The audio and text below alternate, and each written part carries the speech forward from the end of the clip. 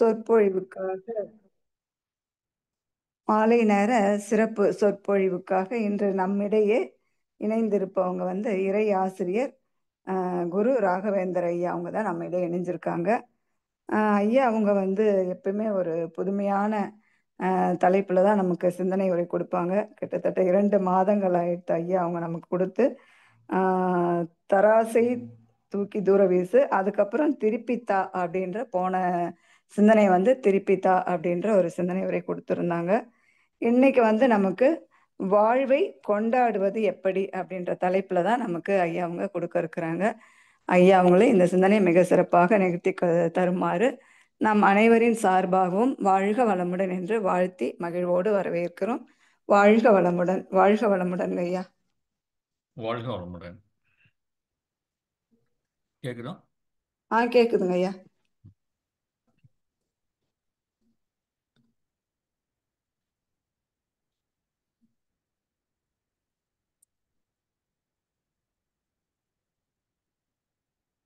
வாழ்க வையகம். வாழ்க வையகம். வாழ்க வளமுடன். குரு வாழ்க. குருவே துணை. அனைவருக்கும் இனிய மாலை வணக்கங்கள். இன்னைக்கு வாழ்வை கொண்டாடுவது எப்படி அப்படிங்கிற ஒரு தலைப்பில் நம்ம மதன் பேச சொன்னார். தலைப்புக்குள்ளே போகிறதுக்கு முன்னாடி நம்ம வந்து கொண்டாட்டம்னா என்ன அப்படிங்கிறத கொஞ்சம் ஆழமாக நம்ம புரிஞ்சுக்கலாம். ஒரு ஒரு மேலோட்டமான வாழ்க்கையில் எது எதையெல்லாம் நம்ம வந்து கொண்டாட்டம்னு வச்சிருக்கிறோம் அப்படிங்கிறத நம்ம புரிஞ்சுக்கலாம். ஸோ எதை நம்ம கொண்டாட்டம்னு வச்சிருக்கிறோம் அப்படிங்கிறத புரிஞ்சுக்கிட்டு தென் வந்து ப்ளஸருக்கும் ஹாப்பினஸ்க்கும் இருக்கக்கூடிய அந்த வித்தியாசம், புலன் இன்பத்துக்கும் மகிழ்ச்சிக்கும் இருக்கக்கூடிய அந்த வித்தியாசம் என்ன அப்படிங்கிறத நம்ம தெரிஞ்சுக்கலாம். அந்த வழியில் நம்ம வந்து வாழ்வை கொண்டாடுவது எப்படி அப்படிங்கிறது பார்க்கலாம். கடைசியாக வந்து புத்தனுடைய பார்வையில் கொண்டாட்டம்னா என்ன அப்படிங்கிறத நம்ம பார்க்கலாம்.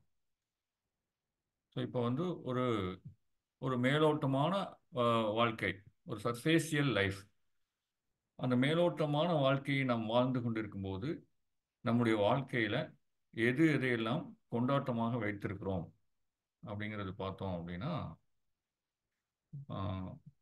பர்த்டே, அப்புறம் வெட்டிங் ஆனிவர்சரிஸ். ஸோ இந்த பிறந்த நாளுக்கு, திருமண நாள், இந்த நாட்களில் நம்ம வந்து நம்முடைய நண்பர்கள், உறவினர்கள் இவங்களை கூப்பிட்டு கேக்கு வெட்டி அந்த தினத்தை நம்ம வந்து சிறப்பாக கொண்டாடுகிறோம். ஒருவருக்கொருவர் வந்து வாழ்த்துக்களை நம்ம பரிமாறிக்கொள்கிறோம். அதே மாதிரி ஃபெஸ்டிவல்ஸ் அப்படிங்கிறது வந்து திருவிழாக்கள். ஸோ திருவிழாக்கள் அதில் வந்து தீபாவளி,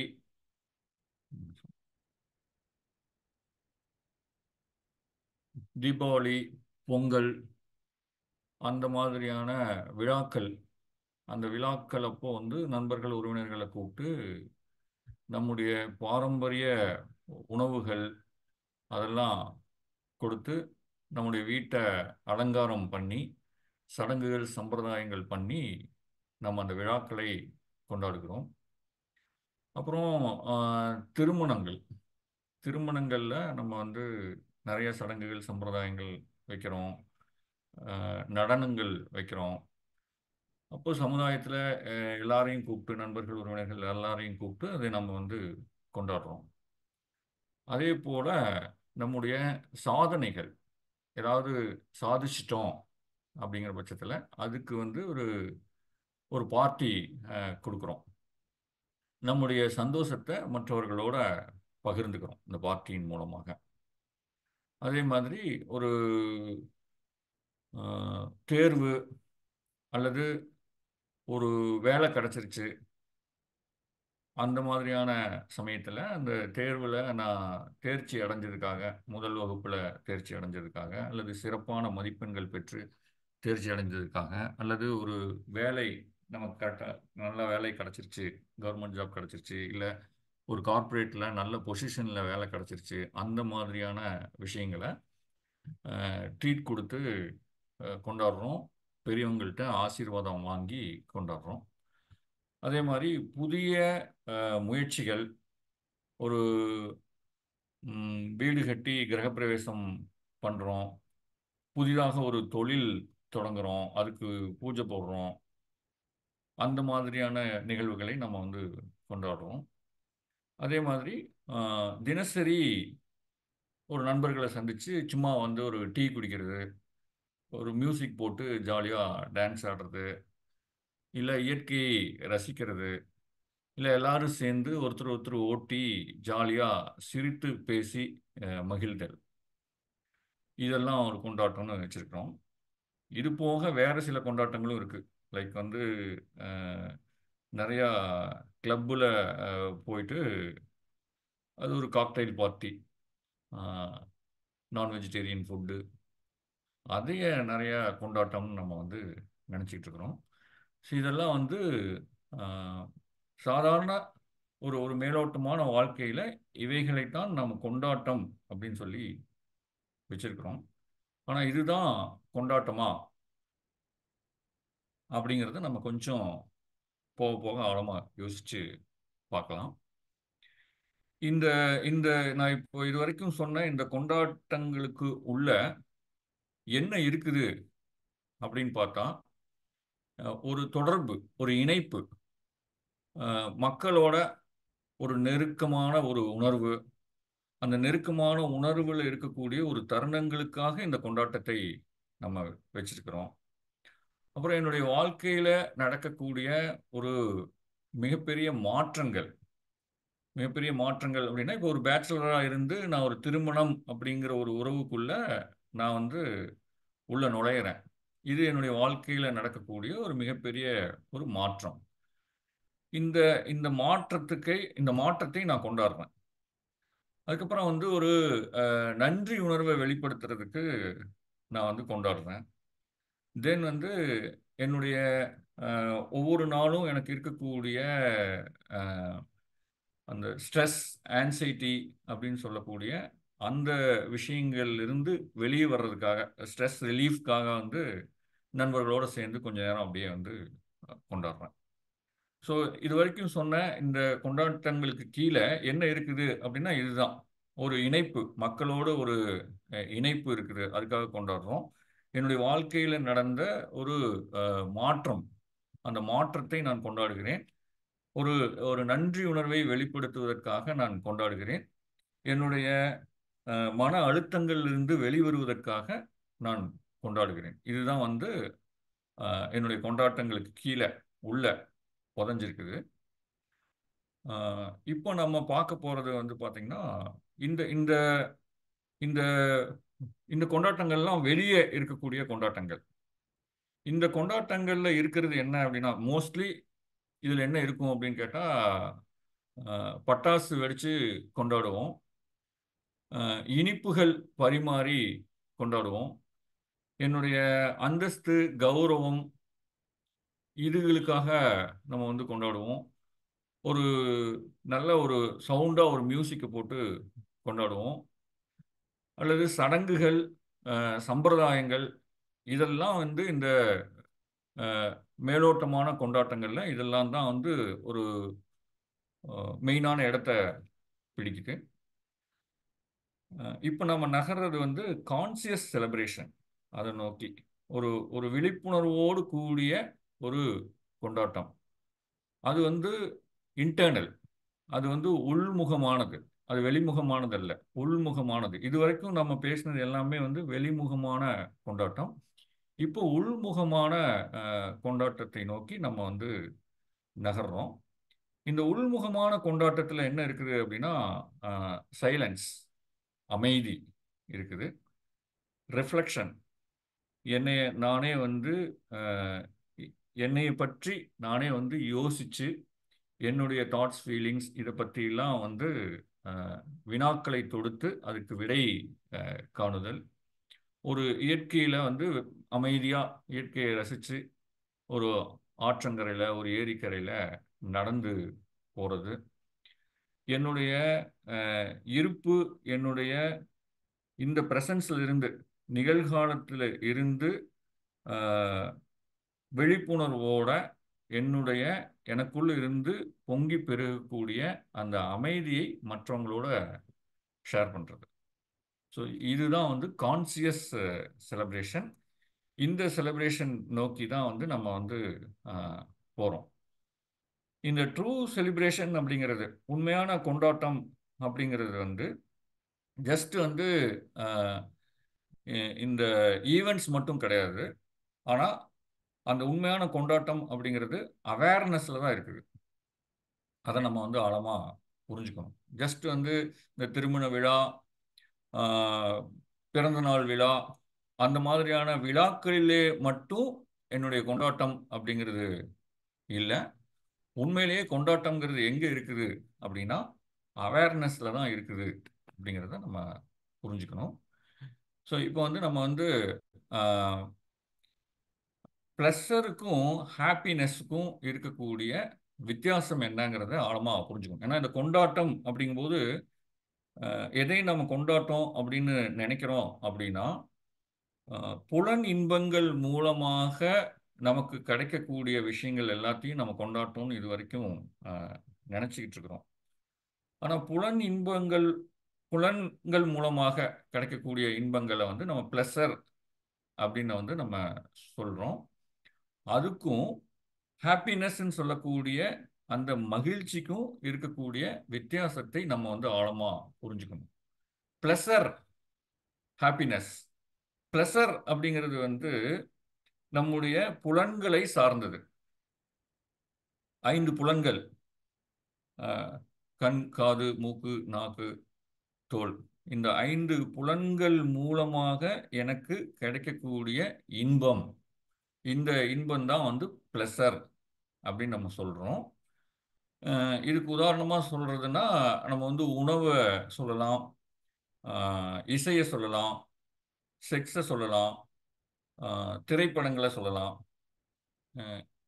இதெல்லாமே வந்து புலன்கள் மூலமாக நமக்கு கிடைக்கக்கூடிய இன்பம்.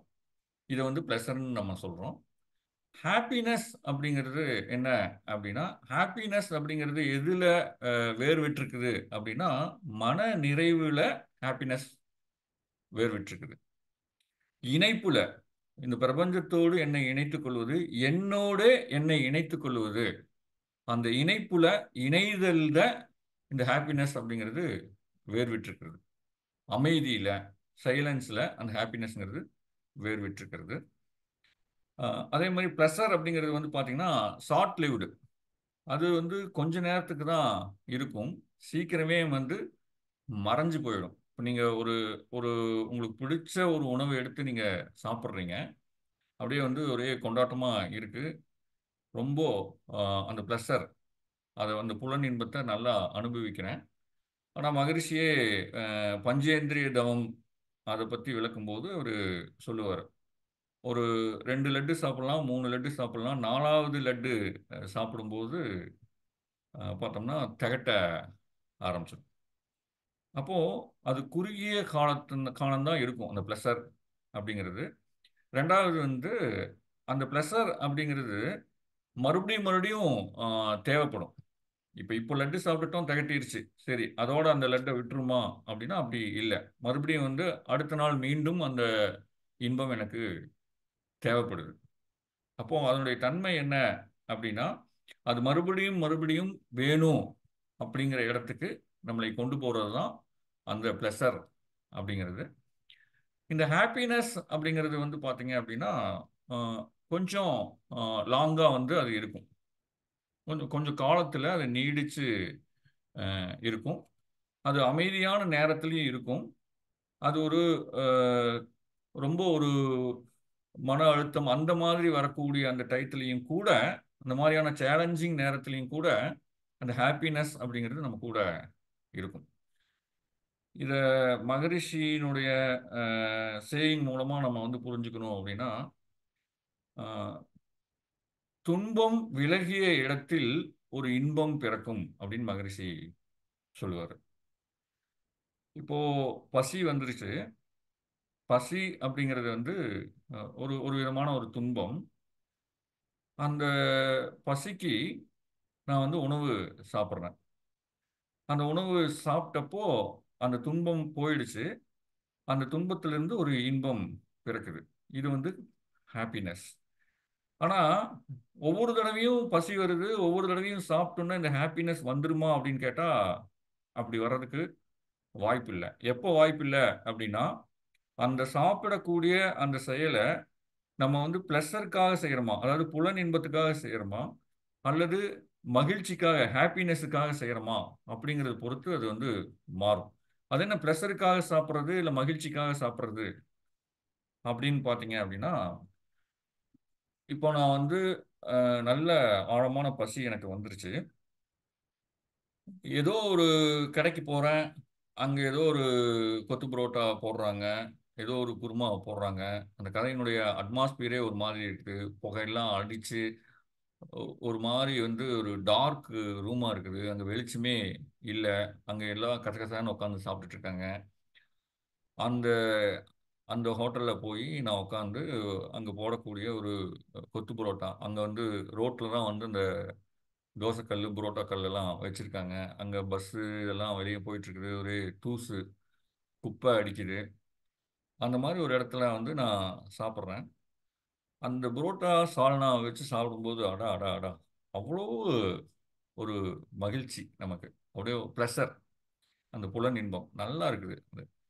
இன்னொரு கொத்து பரோட்டா சொல்லி ஷேர் பண்ணிக்கலாமா? அப்படிங்கிறோம். வயிறு நிறைஞ்சிருச்சு. இதுக்கு மேல சாப்பிட முடியாது. ஆனா நண்பனோட சேர்ந்து சாப்பிட்டுட்டு இருக்கிறோம். ஆனா அந்த அந்த டேஸ்ட் மேல எனக்கு ஒரு கிரேவிங் வந்துருச்சு.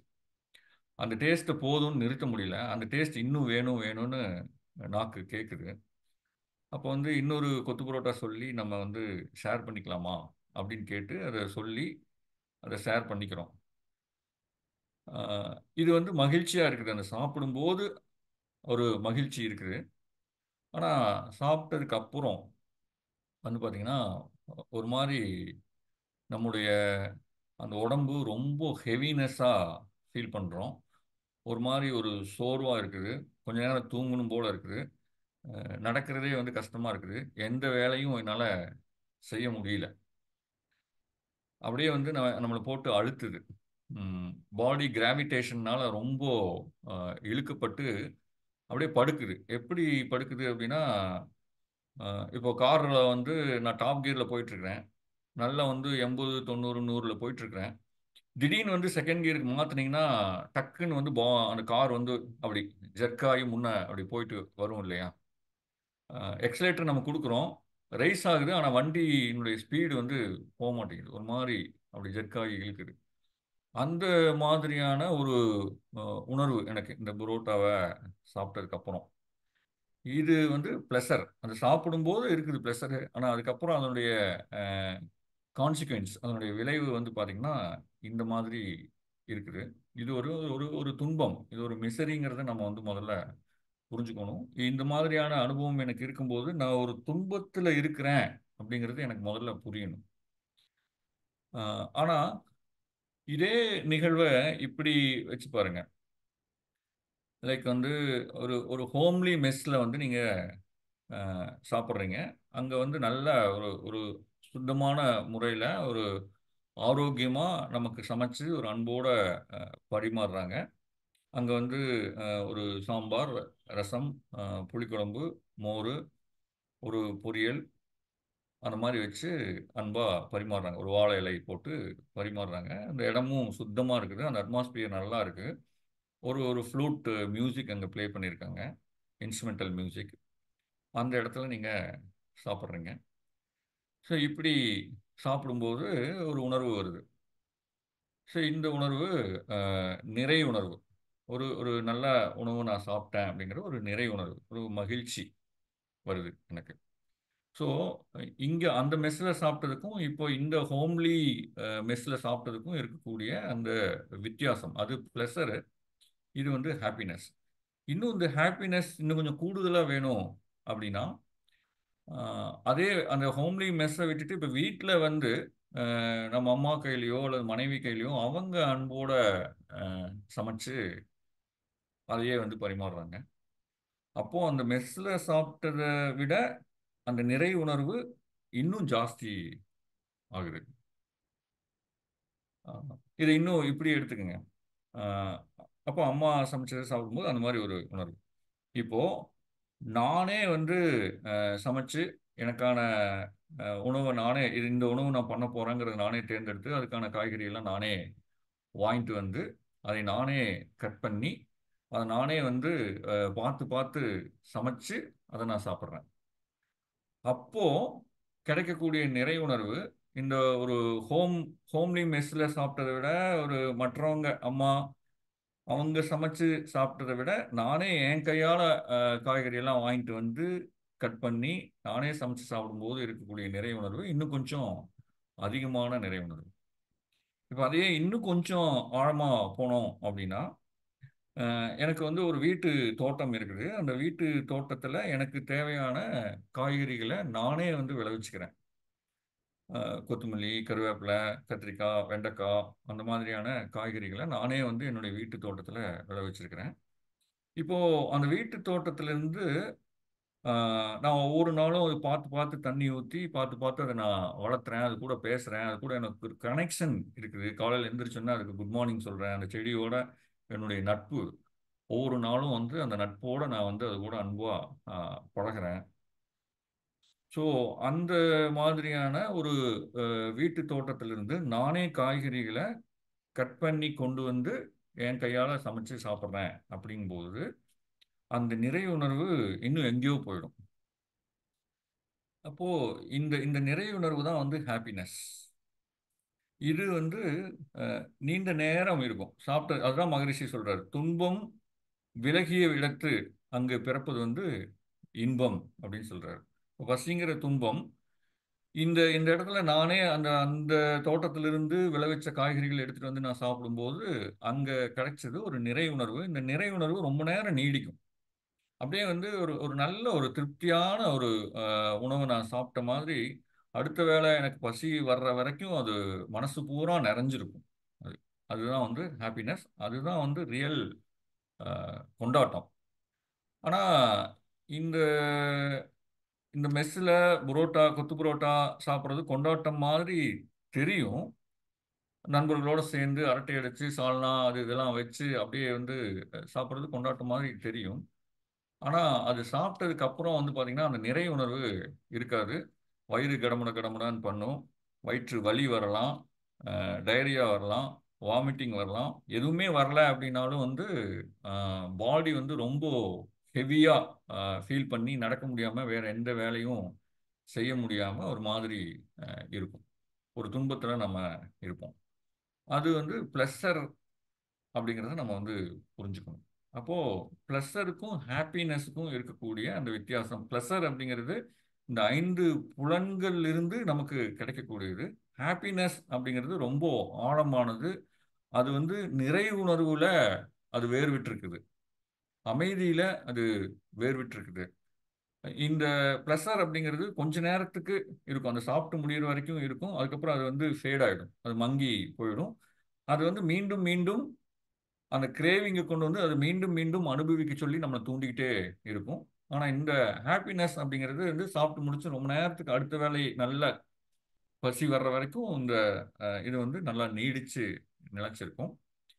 அதே மாதிரி இந்த ப்ளஸர் அப்படிங்கிறது வந்து சூழ்நிலை சார்ந்தது, பொருட்கள் சார்ந்தது, மக்கள் சார்ந்தது. இந்த நபர் என்னோட இருந்தா நான் வந்து சந்தோஷமா இருப்பேன். இந்த சூழ்நிலை எனக்கு இருந்துச்சு அப்படின்னா நான் சந்தோஷமா இருக்கேன்.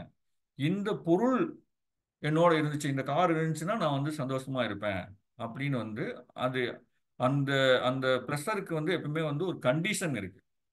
சூழ்நிலை இருக்கணும், நான் விரும்புகிற மக்கள் இருக்கணும், நான் விரும்புகிற பொருட்கள் இருக்கணும். ஆனா இந்த ஹாப்பினஸ் அப்படிங்கிறது பொருள்களோடு, மக்களோடு, வெளி சூழ்நிலையோடு கட்டப்படவில்லை. அது வந்து அகம் சார்ந்தது. இந்த ஹாப்பினஸ்ங்கிறது நான் வந்து நல்லா சமைச்சு சாப்பிட்றேன். நானே விளைவிச்ச காய்கறிகளை கொண்டு சமைச்சு சாப்பிட்றேன். எனக்கு உள்ளுக்குள்ள மனசெல்லாம் நிறைஞ்சிருக்குது. இதுல வெளியே யாருமே வந்து சம்மந்தப்படலை. ஒரு பொருள், ஒரு நபர் இருந்தால் தான் நான் அந்த சந்தோஷமா இருப்பேன். ஒரு பொருள் இருந்தால் தான் சந்தோஷமா இருப்பேன். ஒரு சூழ்நிலை, ஒரு குறிப்பிட்ட சூழ்நிலை இருந்தால் தான் சந்தோஷமா இருப்பேங்கிறதெல்லாம் அங்கே வந்து கிடையாது. அதனால இந்த ப்ளஸருக்கும் ஹாப்பினஸுக்கும் ஒரு ட்ரெமெண்டஸ் டிஃபரன்ஸ் இருக்குது. இந்த ப்ளஸர் அப்படிங்கிறது எப்பவுமே வந்து ஒரு திருப்தியின்மையை நோக்கி நம்மை நகர்த்தும். அதில் எப்பவுமே திருப்தி கிடைக்காது. ஒரு திருப்தியின்மை தான் இருக்கும். அந்த மாதிரி ஒரு கொத்து புரோட்டா சாப்பிட்டதுனால ஒரு நிறைவின்மை இருக்கிறதுனால நம்ம என்ன பண்ணுவோம் அப்படின்னா, அடுத்தடுத்து மறுபடியும் வீட்டுக்கு வந்தும் ஃப்ரிட்ஜை திறந்தும் அடுத்தடுத்து உணவுகளை எடுத்து உள்ளுக்குள்ள அனுப்பிச்சிக்கிட்டே இருப்போம். ஏன்னா அந்த நிறைவு சாப்பிட்டதுல ஒரு நிறைவு உணர்வு எனக்கு கிடைக்கல. அதனால மீண்டும் மீண்டும் வெவ்வேறு விதமான உணவுகளை தேடி தேடி நம்ம போவோம். அடுத்து வந்து மறுபடியும் ஒரு டீ கடைக்கு போய் உருளைக்கிழங்கு போண்டா, முட்டை போண்டா, டீ இந்த மாதிரி எதையாவது ஒண்ணு உள்ள அனுப்பிக்கிட்டே இருப்போம். ஏன்னா அந்த நிறைவு உணர்வு அதுல கிடைக்கல. சாப்பிட்ட உடனே ஒரு நிறைவு உணர்வு இருக்கணும் இல்லையா? அது கிடைக்காதனால அடுத்தடுத்து, ஏன்னா அந்த ப்ளஸர் அப்படிங்கிறது எப்பவுமே வந்து திருப்தியின்மையை நோக்கி நம்மை நகர்த்தும். ஆனா அந்த ஹாப்பினஸ் அப்படிங்கிறது வந்து ஒரு நிறை உணர்வை நோக்கி, ஒரு மன நிறைவை நோக்கி நம்மை நகர்த்தக்கூடியது இந்த ஹாப்பினஸ் அப்படிங்கிறது. ஸோ இது ரெண்டுக்கு இருக்கக்கூடிய வித்தியாசத்தை நம்ம வந்து ஆழமா புரிஞ்சுக்கலாம். ப்ளஸருக்கும் ஹாப்பினஸ்க்கும் இருக்கக்கூடிய வித்தியாசம். இப்போ முதல்ல வந்து நம்ம வந்து ஒரு மேலோட்டமான வாழ்க்கையில எது எதையெல்லாம் நம்ம வந்து கொண்டாட்டம் அப்படின்னு வச்சிருக்கிறோம் அப்படிங்கிறத பற்றி பேசினோம். அதுக்கப்புறம் அஹ், அகம் சார்ந்த கொண்டாட்டம்ங்கிறது என்ன, கான்சியஸ் செலிப்ரேஷன் அப்படிங்கிறது என்ன அப்படின்னு நம்ம பேசினோம். அதுக்கப்புறம் வந்து ப்ளஸருக்கும் ஹாப்பினஸ்க்கும் இருக்கக்கூடிய வித்தியாசம் என்ன அப்படின்னு நம்ம பேசினோம். இப்போ வந்து என்னோடு நான் இணைதல், கனெக்டிங் வித் ஒன் செல்ஃப் அப்படிங்கிறத பற்றி நம்ம கொஞ்சம் ஆழமாக தெரிஞ்சுக்க வேண்டியதாக இருக்குது. ஏன்னா இந்த உண்மையான கொண்டாட்டம் அப்படிங்கிறது எங்கே ஆரம்பிக்குது அப்படின்னு கேட்டால், கனெக்டிங் வித் ஒன் செல்ஃப், என்னோடு நான் இணைவது, என்னோடு நான் இணைதல் அப்படிங்கிறது தான் உண்மையான கொண்டாட்டம் அப்படிங்கிறது ஆரம்பிக்குது. அந்த உண்மையான ஹாப்பினஸ் அப்படிங்கிறது அங்கே தான் கிடைக்குது. ஏன்னா வந்து நான் என்னிலிருந்து வெகு தூரம் போயிட்டேன், நான் இயற்கையிலிருந்து வெகு தூரம் போயிட்டேன். அப்படி வெகு தூரம் போனதுனால என்னோட எனக்கு வந்து தொடர்பு இல்லாமல் போயிடுச்சு. நான் யாரு, என்னுடைய மூலக்கூறு என்ன, என்னுடைய தன்மை என்ன, நான் எப்படிப்பட்டவன், என்னுடைய குவாலிட்டிஸ் என்ன, இது எதையுமே வந்து நான் புரிஞ்சுக்கிறதுக்கு நேரம் ஒதுக்குறது இல்லை. அதாவது என்னோடு நான் இணைந்து கொள்வதற்கு நேரம் நம்ம வந்து ஒதுக்குறதே இல்லை. அதனால இந்த கனெக்டிங் வித் ஒன் செல்ஃப், என்னோடு நான் இணைதல் அப்படிங்கிறது ஒரு அகம் நோக்கிய ஒரு பயணம். கொண்டாட்டம் அப்படிங்கிறதுல, ஹாப்பினஸ் அப்படிங்கிறதுல இந்த அகம் நோக்கிய பயணம் அப்படிங்கிறது மிக மிக முக்கியமானது. அந்த அகம் நோக்கிய பயணம் இருந்ததுனா தான் நமக்கு ஒரு வாழ்க்கையை பற்றின ஒரு கிளாரிட்டி, ஒரு ஒரு ஒரு தெளிவான ஒரு பார்வை, ஒரு அமைதி, என்னை பற்றிய ஒரு விழிப்புணர்வு, இதெல்லாம் வந்து இந்த கனெக்டிங் வித் ஒன் செல்ஃப்னு சொல்லக்கூடிய என்னோடு நான் இணைதல், அதில் தான் வந்து இதெல்லாம் கிடைக்கும். என்னோடு நான் இணைதல் அப்படின்னா என்ன அப்படின்னா, இப்போ நம்ம வந்து வெளிநோக்கி ஓடிட்டு இருக்கோம். நம்முடைய 5 புலன்களும் எப்பவுமே வெளியே தான் இழுக்கப்படுது. கண்ணு வந்து வெளியே இழுக்கப்படுது, காது வெளியே இழுக்கப்படுது, 5 புலன்களும் வெளிநோக்கி தான் வந்து ஓடிட்டு இருக்குது. அந்த வெளிநோக்கி ஓடிட்டு இருக்கக்கூடிய அந்த புலன்களை மெடிடேஷன் மூலமா கொஞ்சம் உள்ள திருப்பி என்னை பற்றி ஆராய்ச்சி செய்யறதுக்கு, நான் யாருன்னு தெரிஞ்சுக்கிறதுக்கு உள்நோக்கி திருப்பி விடுதல் தான் இந்த ஜேர்னி. இந்த ஜேர்னியில தான் ரியல் ஹாப்பினஸ், ரியல் கொண்டாட்டம் அப்படிங்கிறது இருக்கு. அப்போ இந்த ஜேர்னியில நம்ம என்ன பார்க்கணும் அப்படின்னா, எனக்கு என்னென்ன எண்ணங்கள் வருது, எனக்கு என்னென்ன உணர்ச்சிகள் வருது, என்னுடைய பாடி எப்படி செயல்படுது அப்படிங்கிறது எல்லாமே வந்து இதில் நம்ம வந்து பார்க்குறோம். அதான் என்னோடு நான் இணைதல். என்னோட பாடியோட எனக்கு ஒரு கனெக்ஷன் இருக்கணும். இப்போ பாடியோட கனெக்ஷன் இருக்கணும் அப்படின்னா, நம்ம பார்த்தோம் இல்லையா? இப்போ அந்த புரோட்டா சாப்பிட்டா எப்படி அந்த பாடி ஹெவியா இருக்கு. நம்மளே சமைச்சு அப்படி நிறைவான ஒரு உணவை நம்ம சாப்பிடும்போது பாடி எப்படி லைட்டா இருக்கு அப்படிங்கிறத, இங்க ஹெவியா இருந்துச்சு, இங்க லைட்டா இருந்துச்சு, இங்க ஒரு மாதிரி சோம்பலா தூங்கலாம் போல ஒரு சோர்வு, ஒரு மந்த நிலை இருந்துச்சு, இங்க வந்து ஒரு சுறுசுறுப்பா ஒரு லெவிடேட் ஆகிற மாதிரி, ஒரு கிராவிடேஷனையே மீறி ஒரு பறக்கிற ஒரு உணர்வு, அந்த அளவுக்கு ஒரு லைட்னஸ் இருந்துச்சு. இந்த மாதிரியான விஷயங்களை நான் வந்து முதல்ல அப்சர்வ் பண்ணணும். ஆமா, என் பாடி இப்போ இப்படி இருக்குது, இப்போ அப்படி இருக்குது அப்படிங்கிற மாதிரியான ஒரு அப்சர்வேஷன் இருக்கணும். என்னுடைய பாடியில் இப்போ நான் காலையில் என்ன சாப்பிட்டேன், மதியம் என்ன சாப்பிட்டேன், நைட் என்ன சாப்பிட்டேன். இப்போ நான் காலையில் வந்து ஒரு பப்பாயா, ஒரு பப்பாளி பழம் நான் சாப்பிட்ருக்கிறேன். மதியம் வந்து காய்கறி சேலட், ஒரு பீட்ரூட்டு அந்த மாதிரியான காய்கறிகளை போட்டு ஒரு சேலட் சாப்பிட்ருக்கேன். நைட் வந்து ஒரு கீரை மசியல் போட்டு கீரை சாதம் சாப்பிட்ருக்கிறேன். இப்போ இது இது ஒவ்வொரு நாளும் நம்ம இந்த மாதிரி 3 வேளையும் எதையோ ஒன்று நம்ம வந்து சாப்பிட்றோம். அடுத்த நாள் காலையில் வந்து நம்ம எலிமினேட் பண்ணுறோம். டாய்லெட் போய் மோஷன் போய் முதல் நாள் நம்மளுடைய உணவு சாப்பிட்ட அந்த உணவை டைஜஷன் ஆகி அசிமிலேஷன் ஆனது போக, நம்மளுடைய உடம்புல சத்தா மாறினது போக, மீதி இருக்கக்கூடிய அந்த கழிவுகளை நம்ம வந்து வெளியேற்றுறோம். அப்படி வெளியேற்றும் போது என்னோட தன்னோட கனெக்ஷன்ல இருக்கிற ஒருத்தர் என்ன பண்ணுவாரு அப்படின்னா, அந்த அந்த மோசனை, அந்த ஸ்டூலை பார்ப்பார், அந்த மலத்தை பார்ப்பாரு. பார்த்து, நான் 3 வேளை வந்து இதெல்லாம் சாப்பிட்ருக்கிறேன். இந்த 3 வேளை சாப்பிட்டதுல எதெல்லாம் வெளியே போயிருக்குது, எதெல்லாம் வெளியே போகாம இன்னும் உள்ளேயே இருக்குது அப்படிங்கிறத அவரு பார்ப்பாரு. இப்போ நான் சொன்ன உதாரணத்துல நான் இப்போ அந்த மோஷனை வந்து வாட்ச் பண்றேன். வாட்ச் பண்ணும்போது வந்து காலையில சாப்பிட்ட பப்பாயா எனக்கு மலத்துல தெரியும், இது பப்பாயானுடைய மலம் அப்படின்னு. அது வெளியே வந்துருச்சு. மதியம் சாப்பிட்ட பீட்ரூட் அந்த கலர்ல இருந்தே தெரியும், அது வெளியே வந்துருச்சு. நைட்டு வந்து கீரை சாப்பிட்ருக்கிறேன், கீரை இன்னும் வெளியே வரல. அப்போ கீரை உள்ள தங்கி இருக்குது அப்படிங்கிறத நான் புரிஞ்சுக்கணும். இப்போ இப்போ என்னுடைய அவேர்னஸ்ல என்னுடைய பாடியோட நான் கனெக்ட் ஆகிருக்கிறேன். என்னுடைய பாடியில இப்போ கீரை உள்ள தங்கி இருக்குது அப்படிங்கிறது எனக்கு புரியுது. இப்போ நான் காலையில் மறுபடியும் பிரேக்ஃபாஸ்ட் சாப்பிட்றேன், மதியம் சாப்பிட்டுட்டேன், லஞ்சும் சாப்பிட்டுட்டேன். இன்னும் நேற்று நைட் சாப்பிட்ட அந்த கீரை இன்னும் வெளியே வரல. அந்த வெளியே வரலாங்கிறது எப்போ புரியும் அப்படின்னா, என்னுடைய பாடியோட நான் ஒரு கனெக்ஷன் வச்சிருந்தேன்னா தான் அது எனக்கு தெரியும், என்னுடைய அவேர்னஸில் இருக்கும். அப்போ வெளியே வரலாங்கிறது நான் அப்சர்வ் பண்ணுறேன். அப்போ அப்சர்வ் பண்ணோன்னா, இப்போ காலையிலையும் சாப்பிட்டாச்சு, மதியானமும் சாப்பிட்டாச்சு, ஆனால் இன்னும் வந்து நேற்று நைட்டு உள்ளே போன அந்த கீரை வந்து வெளியே வரல அப்படிங்கும்போது, அது உள்ளே இருந்து கெட்டு போகும். கெட்டு போய் அந்த மலம் வெளியே வரும்போது நாற்றம் அடிக்க தொடங்கும். அப்போ முதல்ல அந்த மலம் வந்து வெளியேறணும். அது வரைக்கும் நான் வந்து சாப்பிட்றத நிறுத்தணும். இப்போ இது எனக்கு எப்போ தெரியும்? இப்போ நான் அடுத்தது டின்னர் சாப்பிடக்கூடாது, அந்த மலம் வந்து வெளியே வந்ததுக்கப்புறம் தான் இனி அடுத்த வேளை உணவை நான் வந்து உள்ள அனுப்பணும். இது திருக்குறள்லையும் அந்த அற்றது அறிந்து அந்த அந்த ஒரு குறளில் அது சொல்லப்பட்டிருக்குது. ஸோ அது வெளியே வந்ததுக்கப்புறம் தான் அடுத்து நான் உள்ள அனுப்பணுங்கிறது எனக்கு தெரிய வருது. இப்போ என்னுடைய உடல் நலனை நான் வந்து கெடுத்துக்கல.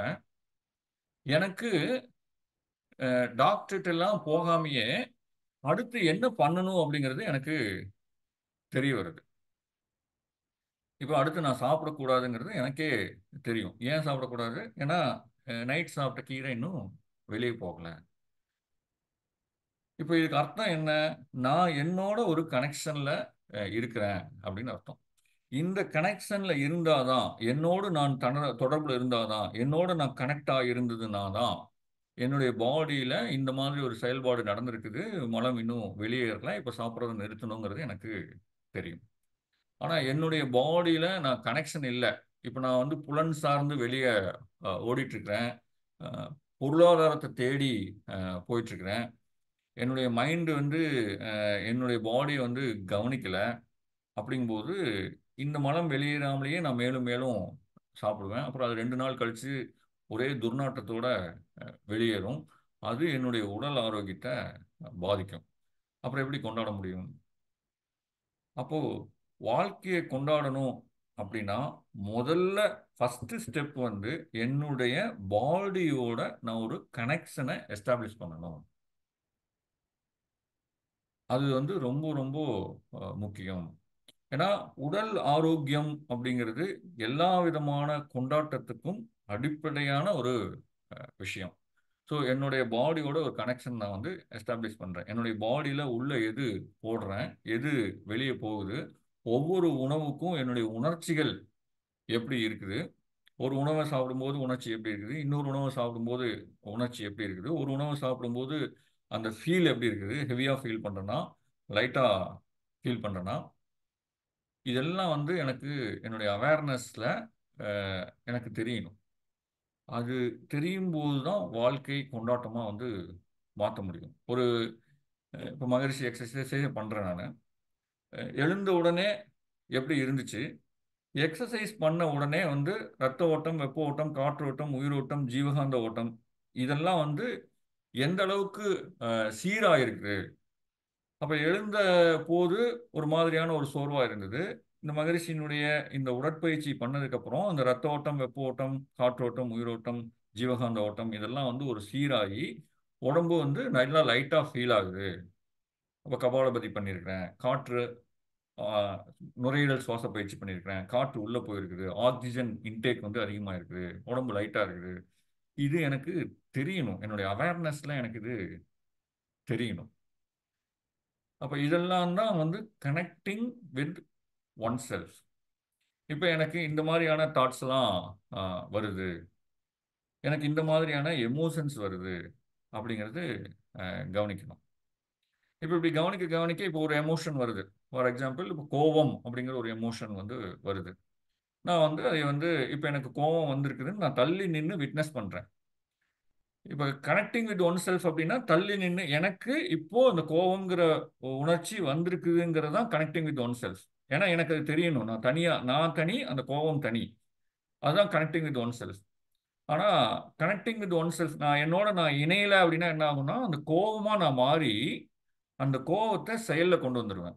அப்ப செயல்ல கொண்டு வரும்போது என்ன ஆகும் அப்படின்னா, அது அலையியக்க தத்துவத்தின் பிரகாரம் மோதுதல், சிதறுதல், பிரதிபலித்தல், ஊடுருவுதல், 2க்கும் இடையே ஊடாடுதல் இதெல்லாம் நடந்து மல்டிப்ளை ஆயி, அது திரும்ப திரும்ப செயல் விளைவு தத்துவமா திரும்ப திரும்ப வரும்.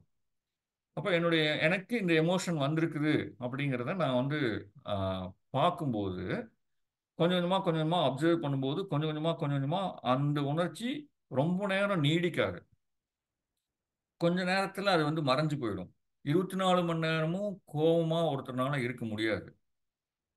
அப்ப கோவம் வந்திருக்குது அப்படிங்கிறது தெரிஞ்சதுனா தான், இப்ப நான் கோவத்துல இருக்கிறேன் அப்படிங்கிறத நான் வந்து அப்சர்வ் பண்ண முடியும். அப்போ அந்த எமோஷன்ஸ, என்னுடைய தாட்ஸ, என்னுடைய பாடிய, அதுல நடக்கக்கூடிய விஷயங்கள, இது எல்லாத்தையும் வந்து நான் வந்து அப்சர்வ் பண்ணணும். என்னுடைய மூச்சு அ ஒவ்வொரு தருணத்திலயும் எப்படி இருக்குது? நான் கோவப்படும்போது என்னுடைய மூச்சு எப்படி இருக்குது? மகரிஷி சொல்லுவாரு. கோவம் அப்படிங்கும்போது வந்து அ கண்கள் சிவக்கும், நா தழுதழுக்கும், ஹார்ட் பீட் எகிரும், பாடி வேர்க்கும். இந்த மாரி அ கோவத்தினுடைய இதெல்லாம் விளைவுகள்லாம் எப்படி இருக்குங்கிறத சொல்லுவாரு. அந்த விளைவுகள் எல்லாம் நான் வந்து கவனிக்கிறேனா, இதெல்லாம் கனெக்டிங் வித் ஒன் செல்ஃப்ல அ வரும். அந்த கோவமா நான் மாறிறேனா அப்படிங்கிறது. ஸோ, அ இதுதான் வந்து அந்த கனெக்டிங் வித் ஒன் செல்ஃப் அப்படிங்கிறது. இந்த கனெக்டிங் வித் ஒன் செல்ஃப் அப்படிங்கிறது ஏன் முக்கியம் அப்படின்னு கேட்டா, நான் வாழ்க்கைய கொண்டாடணும்னு முடிவு பண்ணியிருக்கிறேன். வாழ்க்கைய கொண்டாடணும் அப்படின்னா, முதல்ல எனக்கு நான் யாருன்னு தெரியணும். என்னோட ஒரு கனெக்ஷன் எனக்கு இருக்கணும். எது மேலோட்டமான செலிப்ரேஷன், எது கான்ஷியஸ் செலிப்ரேஷன் அப்படிங்கிறது தெரியணும். ப்ளஷருக்கும், ஹாப்பினஸ்க்கும் இருக்கக்கூடிய வித்தியாசம் தெரியணும். அதெல்லாம் தெரிஞ்சதுனா தான் அந்த செலிப்ரேஷன் நோக்கி நான் போக முடியும். அப்போ அதனால வந்து இந்த கனெக்டிங் வித் ஒன் செல்ஃப் அப்படிங்கிறது வந்து ரொம்ப ரொம்ப இம்பார்ட்டன்ட். நம்ம ரொம்ப டிஸ்கனெக்ட் ஆகி ரொம்ப தூரம் வந்து போயிட்டோம். அப்போ இந்த கனெக்டிங் வித் ஒன் செல்ஃப் பண்ணும்போது, என்னோடு நானே இணையும் போது என்னுடைய மன அழுத்தங்கள் குறையுது. மறுபடியும் மறுபடியும் வரக்கூடிய அப்சசிவ் தாட்னு சொல்லக்கூடிய திரும்ப திரும்ப வரக்கூடிய அந்த தாட்ஸ் எல்லாம் வந்து குறையுது. வாழ்க்கையை பற்றிய ஒரு தெளிவான பார்வை, ஒரு தெளிவான கோணம் எனக்கு பிறக்குது. ஒரு ஒரு கிளியர் விஷன் பிறக்குது. அந்த கிளியர் விஷன்ல இருந்து நான் எடுக்கக்கூடிய டெசிஷன்ஸ் வந்து ரொம்ப அற்புதமான டெசிஷன்ஸா இருக்கும். அந்த முடிவுகள் சரியான முடிவுகளாக அது இருக்கும். அந்த சரியான முடிவுகள் நான் எடுக்கும்போது அஹ், வாழ்க்கை கொண்டாட்டமா இருக்கும். என்ன நானே கொண்டாடுவேன். சரி, அட என்னமோ போடா மாதவா அப்படின்னு ஒரு படத்துல ஜனகராஜ் சொல்லுவார் இல்லையா? அது மாதிரி, டே மாதவா, எப்படா இப்படி எல்லாம் பண்றேன், என்னமோ போடா அப்படிங்கிற மாதிரி என்ன நானே வந்து கொஞ்சம் கொஞ்சமா கொண்டாட தொடங்குவேன். ஸோ அந்த அந்த அதுக்காக வந்து இந்த கனெக்டிங் வித் ஒன் செல்ஃப் அப்படிங்கிறது ரொம்ப ரொம்ப இம்பார்ட்டன்ட். ஏதாவது ஒரு ஒரு ஆழமான உணர்ச்சி நாம் படும்போது ரொம்ப ஈஸியா அந்த கனெக்டிங் வித் ஒன் செல்ஃப் இருந்துச்சு அப்படின்னா ரொம்ப ஈஸியா அதுல இருந்து நான் மீண்டு வந்துடுவேன். அப்படி ஈஸியா நான் மீண்டு வர்றதுனால எனக்கு என் மேலான அந்த செல்ஃப் ட்ரஸ்ட் அது வந்து அஹ், அந்த அந்த தன்னம்பிக்கை அது வந்து நல்லா இருக்கும். செல்ஃப் எஸ்டீம் அப்படின்னு சொல்லக்கூடிய அந்த சுய மரியாதை அதுவும் மேலோங்கும். ஒரு ஒரு ஒரு ஆத்தென்டிக்கான ஒரு வாழ்க்கையை வந்து நான் வாழ தொடங்குவேன். சரி, இப்போ இது கனெக்டிங் வித் ஒன் செல்ஃப் பார்த்தோம். எப்படி வந்து நம்ம வந்து அஹ், நம்மோட நாமளே வந்து எப்படி கனெக்ட் பண்றது அப்படிங்கிறது புரிஞ்சுக்கணும். அதுக்கான வழிகள் என்ன அப்படின்னு பார்த்தோம் அப்படின்னா, மெடிடேஷன், தியானம் பண்றது, மைண்ட்ஃபுல் பிரீத்திங், அந்த மூச்சு மேல எப்பவுமே வந்து கவனமா இருக்குது. ஒவ்வொரு உணர்ச்சியிலையும் மூச்சு எப்படி போகுது வருது அப்படிங்கிறத பத்தின ஒரு கவனத்துல இருக்கிறது.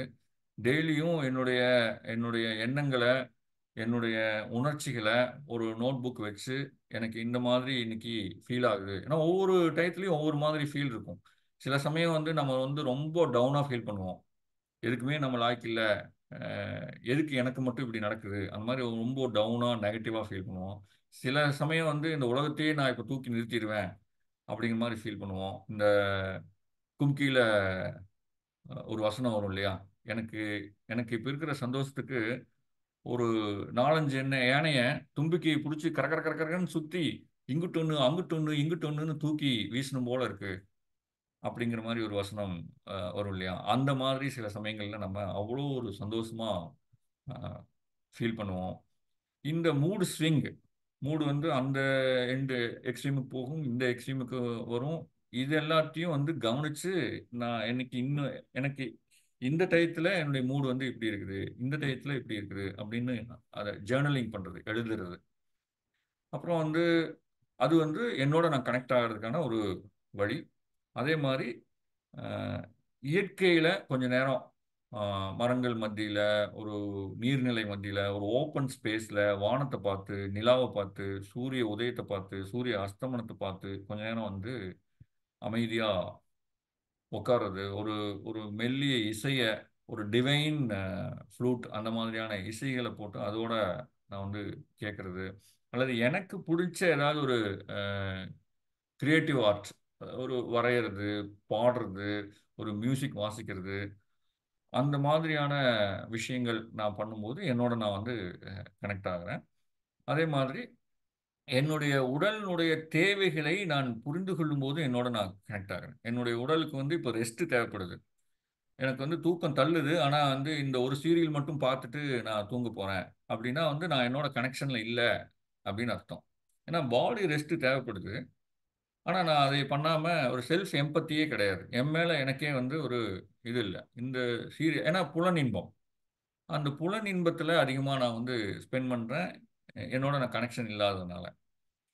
ஸோ அப்போ என் பாடி ரெஸ்ட் கேட்குது அப்படின்னா அப்போ அது ரெஸ்ட் கொடுக்கணும். என் பாடிக்கு பசிக்குது, அதுக்கு உணவு தேவை அப்படின்னா அதுக்கு உணவு சரியான டயத்தில், அந்த பசிக்கிற டயத்தில் அதுக்கு வந்து உணவு கொடுக்கணும்.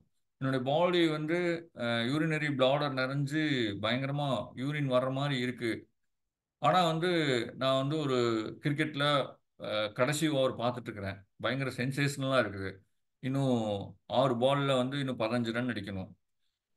இப்போ இந்த மாதிரியான டயத்துல அந்த அந்த சென்சேஷனலா இருக்கக்கூடிய அந்த விஷயம் என்னோட யூரினரி பிளாடர் நிறைஞ்சு யூரின் போகணும் அப்படின்னா கூட அதை நான் பண்ணாம இதை நான் பார்த்துட்டு இருக்கிறேன் அப்படிங்கும்போது என்னுடைய பாடியினுடைய நீடுக்கு நான் வந்து ரெஸ்பாண்ட் பண்ணல.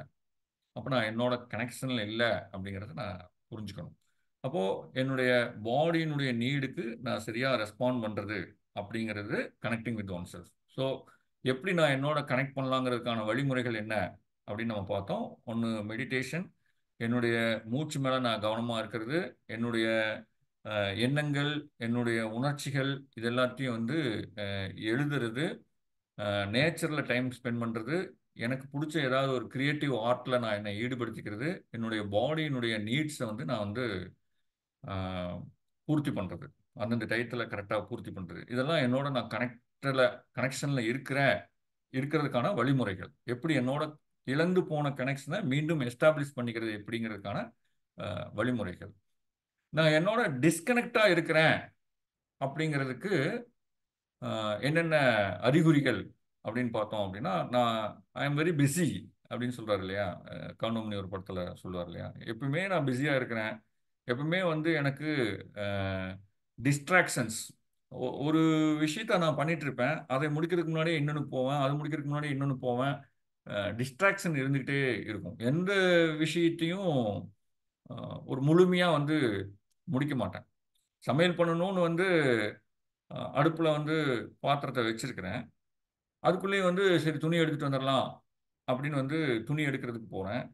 துணி எடுத்த இடத்துல பக்கத்து வீட்டில் மொட்டை மாடியில் அந்த பக்கத்து வீட்டில் லேடி வர்றாங்க, அவங்களோட பேசிட்டு இருக்கிறேன், எங்கள் சமையலில் கறி போயிடுது. ஸோ அந்த டிஸ்ட்ராக்ஷன்ஸ் ஒன்னோட ஒன்று தொட்டு தொட்டு தொட்டு தொட்டு என்னோட எண்ணங்கள் மாறி மாறி மாறி மாறி போயிட்டு இருக்குது. எதுக்காக ஒரு விஷயத்தை ஆரம்பிச்சோனோ அந்த விஷயத்தை விட்டுட்டு மற்ற எல்லா விஷயங்களையும் பண்ணுறேன். எதையும் வந்து உருப்படியாக பண்ணுறதில்ல. அதெல்லாம் இருந்துச்சு அப்படின்னா நான் என்னோட கனெக்ஷனில் இல்லைங்கிறத நான் புரிஞ்சுக்கணும். நான் டிஸ்கனெக்ட் ஆகிட்டேன் என்கிட்ட இருந்து. என்னோட எனக்கு இணைப்பு துண்டிக்கப்பட்டு விட்டது அப்படிங்கிறத நான் வந்து புரிஞ்சுக்கணும். என்னுடைய எனக்கு உள்ள வரக்கூடிய அந்த உணர்வுகளை, அந்த உணர்ச்சிகளை நான் புறக்கணிக்கிறேன், அதை சும்மா தள்ளி விட்டுறேன் அப்படிங்கிற பட்சத்தில் நான் என்னிலிருந்து விலகி போயிட்டேன் அப்படிங்கிறத நான் புரிஞ்சுக்கணும். அதாவது எனக்கு என்னுடைய உணர்ச்சி, ஒரு கோபமாக ஒரு உணர்ச்சி வருது, அதை நான் வந்து அப்படியே வந்து கவனிக்கவே இல்லை. என்னுடைய பாஸ் மேலே எனக்கு கோபம், கவனிக்கவே இல்லை, கோபம் பொங்கி வருது, ஆனால் அதை அப்படியே வந்து சப்ரஸ் பண்ணி வச்சிடுறேன். அப்படி சப்ரஸ் பண்ணி வச்சிட்டேன் அப்படின்னா அதை கவனிக்கவே இல்லை, கொஞ்ச நேரத்தில் சப்ரஸ் ஆகி அது வேற பக்கம் போயிடுது. அப்படிங்கும்போது அதை அழுத்தி வைக்கிறதுனால அது உடல் சம்பந்தமான பிரச்சனைகளாக அது வந்து மாறுது. அப்போ நான் அந்த மாதிரி என்னுடைய உணர்ச்சிகளுக்கு நான் எந்த ஒரு கவனமும், என்னுடைய உணர்வுகளுக்கும் உணர்ச்சிகளுக்கும் எந்த ஒரு கவனமும் கொடுக்கல, அதை அப்படியே வந்து அழுத்தி வச்சிடுறேன் அல்லது அதை தள்ளி விட்டுறேன். அப்படிங்கிற பட்சத்தில் நான் வந்து என்னிலிருந்து நான் டிஸ்கனெக்டடாக இருக்கிறேன் அப்படின்னு அர்த்தம். இது வந்து நிறைய சொல்லலாம். இப்போ நான் வந்து என்னுடைய ஸ்டேட்டஸை நான் பார்த்துட்டு, நான் ஒரு காரில் போயிட்டுருக்கிறேன், பென்ஸ் காரில் போயிட்டுருக்கிறேன், ஒரு தர்பூசணி தெருவில் விற்கிறாங்க, நான் இறங்கி அதை சாப்பிடணும் போல இருக்கு, என்னுடைய உணர்வு அப்படி ஒரே தாகமாக இருக்குது, இறங்கி ஒரு தர்பூசணி சாப்பிட்டா நல்லா இருக்கும்னு தோணுது எனக்கு. ஆனால் நான் எவ்வளோ பெரிய ஒரு தொழிலதிபர், நான் வந்து எவ்வளோ பெரிய ஒரு அட்வொகேட், எவ்வளோ பெரிய ஒரு டாக்டரு, நான் என்ன காரில் வர்றேன், இங்கே இறங்கி இந்த தெருவில் இதை நான் சாப்பிட்டேன் அப்படின்னா என்னுடைய ஸ்டேட்டஸ் என்ன ஆகுறது, 4 பேர் நம்மளை மதிப்பாங்களா, நம்மளுடைய கிளைண்ட்ஸ்லாம் யாராவது பார்த்துட்டாங்கன்னா நம்மளை என்ன நினைப்பாங்க, அப்படிங்கும்போது எனக்குள்ள ஒரு இன்னர் ஃபீலிங் வருது. ஆனால் அதை வந்து நான் வந்து மதிக்காமல் அதை தள்ளி புறந்தள்ளிடுறேன். அப்போ என்னோட நான் வந்து கனெக்ட் ஆகலை அப்படிங்கிறத நான் புரிஞ்சுக்கணும். ஆஹ் நான் வந்து ஒரு மன அழுத்தத்தில் இருக்கிறேன், ஒரு டைரக்ஷனே இல்லாமல் எந்த வழியில் போகிறதுனே தெரியாமல் திடீர்னு யாரோ ஒரு ஃப்ரெண்டு வந்து டே படத்துக்கு போகலாமான்னு கூப்பிடுவான், உடனே அவங்க கூட படத்துக்கு போயிடுவோம். திடீர்னு ஒரு ஃப்ரெண்டு வந்து டே 2 நாள் டூர் போயிட்டு வரலாமான்னு கூப்பிடுவான், உடனே அவங்ககிட்ட அவங்க கூட வந்து நான் டூர் போயிடுவேன்.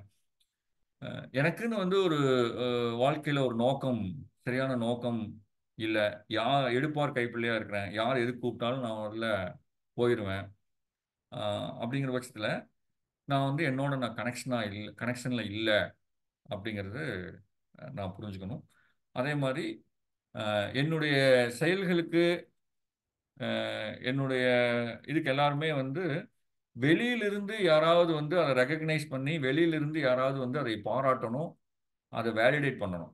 எனக்கு நானே வந்து ஓகே நான் இத சரியா பண்ணிட்டேன் அப்படின்னு எனக்கு நானே திருப்தி இருக்காது. நான் எந்த செயல் செஞ்சேன்னாலும், வெளியிலிருந்து ஒரு பாராட்டை நான் வந்து எதிர்பார்ப்பேன். இப்போ நான் வந்து நானே வந்து என்னுடைய தோட்டத்தில காய்கறிகள வளர்த்து, அத வந்து அ அறுவடை செஞ்சு, கட் பண்ணி நான் சமைச்சு சாப்பிடுறேன். அப்போ ஒரு நிறைவு வருது. இந்த நிறைவுக்கு வெளியிலிருந்து யார்கிட்ட இருந்தும் வேலிடேஷன் தேவையில்ல. வெளியிலிருந்து யாரும் என்ன அப்ரிஷியேட் பண்ணணுங்கிற அவசியம் இல்ல. ஆனா, அ நான் டிஸ்கனெக்ட்டா ஆயிருந்தேன் அப்படிங்கிற பட்சத்தில, நான் செய்யக்கூடிய ஒவ்வொரு செயலுக்கும் வெளியிலிருந்து ஒரு அப்ரிசியேஷன நான் வந்து எதிர்பார்ப்பேன். அப்படி எதிர்பார்க்கிறேன் அப்படின்னாலே, நான் வந்து என்னிலிருந்து எனக்கான தொடர்பு துண்டிக்கப்பட்டு விட்டது அப்படிங்கிறத நான் புரிஞ்சுக்கணும். ஸோ, ஆ டெய்லி இத எப்படி நம்ம பிராக்டிஸ் பண்ணலாம்? அ நான் கனெக்ஷன்ல இருக்கிறத அப்படின்னா, மார்னிங் எடுத்தோனே அ காலையில எழுந்த உடனே நான் இன்னைக்கு எப்படி இருக்கேன்? என்னுடைய ஃபீலிங் என்ன? அப்படிங்கிறத நான் வந்து அ ஒரு கேள்வி கேட்டுக்கணும் என்னைய. அ இன்னைக்கு கொஞ்ச நேரமாவது வந்து என்னுடைய மொபைல் ஃபோனு, என்னுடைய லேப்டாப்பு, டிவி இது எல்லாத்தையும் ஒதுக்கி வச்சுட்டு, ஒரு மௌனத்தில கொஞ்ச நேரமாவது ஒரு ஒரு 10 நிமிஷம்னா 10 நிமிஷம் வேலிடா, ஒரு 1/2 மணி நேரம்னா ஒரு 1/2 மணி நேரம் வேலிடா இது எல்லாமே எதுவுமே இல்லாம நான் இருக்கிறேனா? கனெக்ஷன்ல இருக்கிறேனா?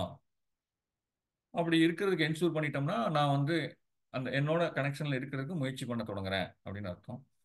ஒரு நன்றி உணர்வு அ குறிப்பு. ஒரு ஜர்னலிங் பண்றது. ஒரு நோட் எடுத்துக்கிட்டு நன்றி உணர்வ வந்து வெளிப்படுத்தி அதில எழுதுறது. அ நான் தண்ணி குடிக்கிறத, அல்லது டீ குடிக்கிறத, அல்லது சாப்பிடுறத ஒரு ஒரு விழிப்புணர்வோட மைண்ட்ஃபுல்லா ரசிச்சு, ருசிச்சு பண்றது.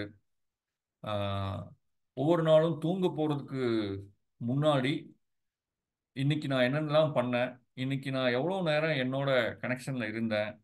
என்னுடைய தாட்ஸு, என்னுடைய ஃபீலிங்ஸு, என்னுடைய எமோஷன்ஸு இது மேல எல்லாம் வந்து நான் ரிஃப்ளெக்ட் பண்ணனா? இதிலிருந்தெல்லாம் நான் தள்ளி நின்னனா? அ அல்லது ரியாக்ட் பண்ணனா? அப்படிங்கிறத நான் வந்து அ பார்க்கணும். இதெல்லாம் வந்து டெய்லி பிராக்டிஸ்ல நம்ம கொண்டு வர விஷயங்கள். So connecting with your self நானே இணையறது அப்படிங்கிறது அது ஒரு வேலை இல்ல. அது வந்து திரும்பி வீட்டுக்கு வருதல். அது ஒரு ரிட்டர்ன்.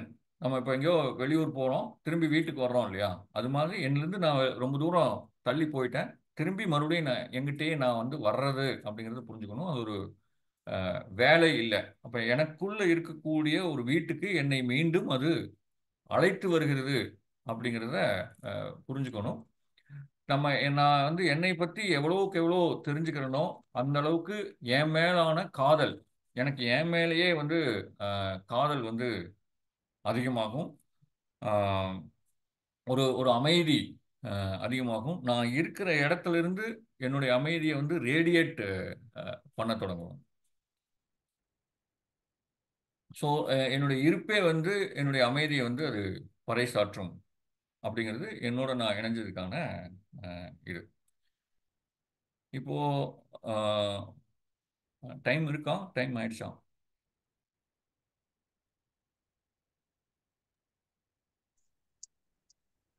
ஐயா 7:40 வரை பேசுங்க.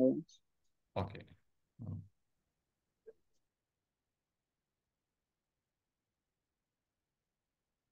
இப்போ நான் கனெக்ஷன்ல இருக்கிறேன் அப்படிங்கிறதுக்கான ஒரு செல்ஃப் ரெஃப்ளெக்டிவ் கொஸ்டின்ஸ் நானே கேட்டுக்கிறது.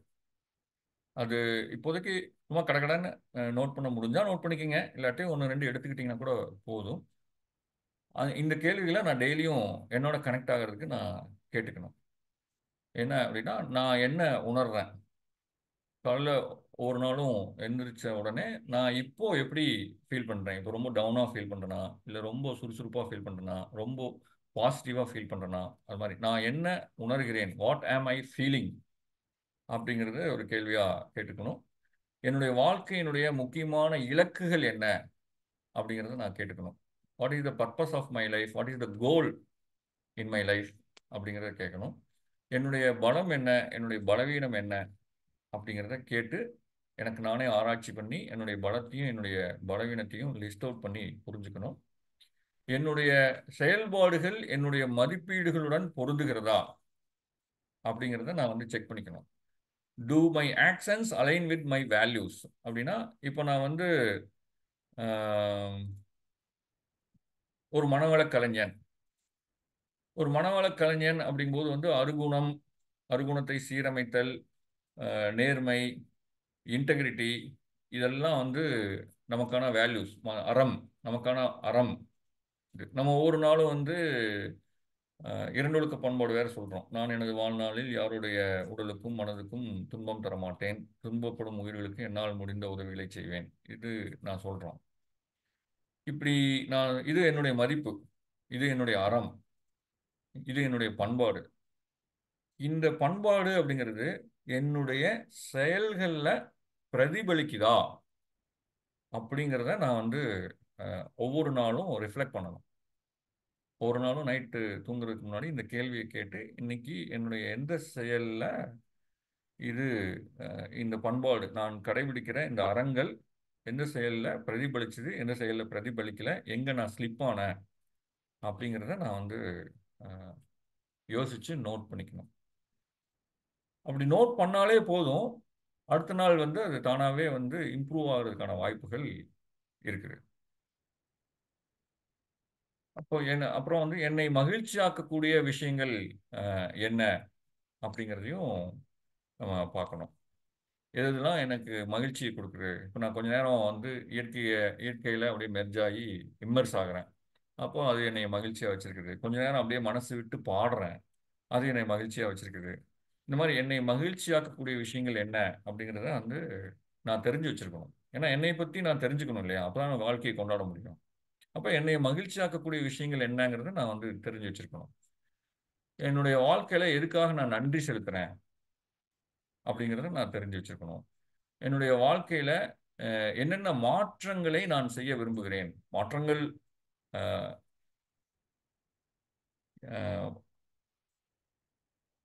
ஆகுது இல்லைங்கிறது வேற விஷயம். ஆனால் இந்த மாற்றத்தை நான் பண்ண விரும்புகிறேன் அப்படிங்கிறத நான் வந்து தெரிஞ்சு வச்சுருக்கணும். என்னுடைய மனநிலை மற்றும் உடல் ஆரோக்கியத்தை நான் வந்து எப்படி இன்னும் மேம்படுத்த முடியும் அப்படிங்கிறத ரிஃப்ளெக்ட் பண்ணணும்.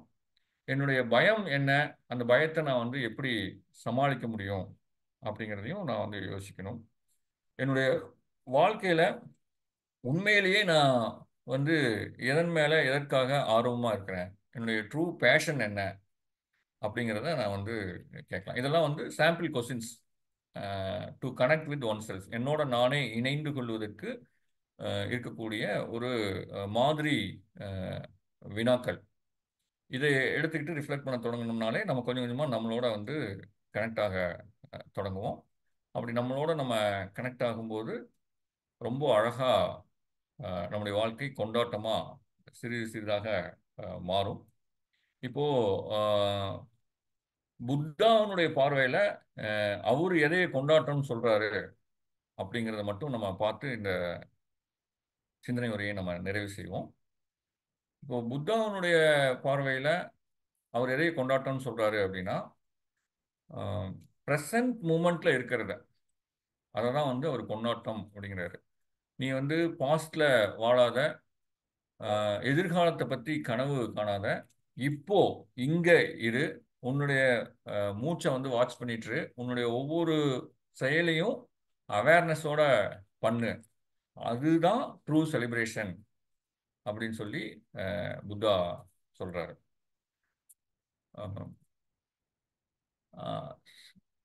செலிப்ரேஷன் அப்படின்னா புத்தாவை பொறுத்த வரைக்கும் எதையாவது வந்து ஆட் பண்றது இல்லை, எதையாவது சேர்த்துக்கிறது இல்லை, பொதுவாக நாம செலிப்ரேஷன் வச்சுக்கிறது என்ன அப்படின்னா எதையாவது சேர்த்துக்கிறத செலிப்ரேஷன் வச்சிருக்கிறோம்.